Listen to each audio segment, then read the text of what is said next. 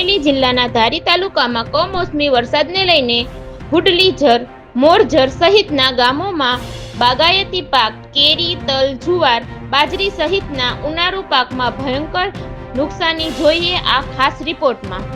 ધારી તાલુકાના મોટાભાગના જે ગામો આવેલા છે તેમનો મુખ્યત્વે ધંધો ખેતી અને પશુપાલન છે।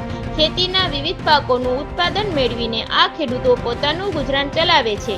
ઘઉં, મગફળી, જુવાર, બાજરો, તલ, ચોળી તેમજ બાગાયતી પાકો કેરી, ચીકુ, દાડમ, લીંબુ સહિતના વિવિધ પાકોની ખેડૂતો દ્વારા ખેતી થાય છે। છેલ્લા 2 દિવસથી કમોસમી વરસાદ પડવાને લઈને હવે ખેડૂતોના તૈયાર થયેલા પાકમાં નુકસાની થઈ હોય તેવું ચિત્ર ક્યાંક ને ક્યાંક નજરે પડે છે। હાલ બાગાયતી પાકમાં જે ફળોના રાજા તરીકે ઓળખાય છે તે કેરી પાકવાની તૈયારીમાં છે, પરંતુ કમોસમી વરસાદને માવઠાને લઈને મોટાભાગના ખેડૂતોના બગીચામાં કેરી જમીન દોસ્ત થયેલ છે। એક વૃક્ષ લઈને 1200 આંબા સુધીના બગીચા ધરાવનાર ખેડૂતો ઉપર અત્યારે ચિંતાના વાદળો જણાઈ રહ્યા છે।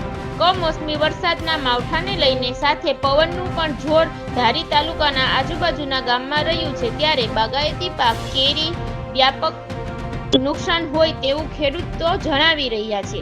સાથે તલ, ચોળી જેવા પાકોમાં પણ કમોસમી વરસાદને લઈને ભયંકર નુકસાની છે એવું ખેડૂતો જણાવી રહ્યા છે।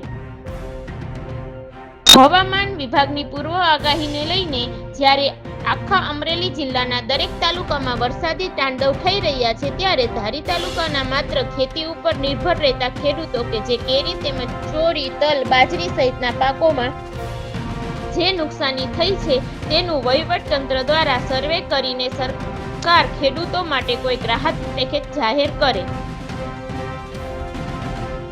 રિપોર્ટર હુસેનભાઈ સંઘાર।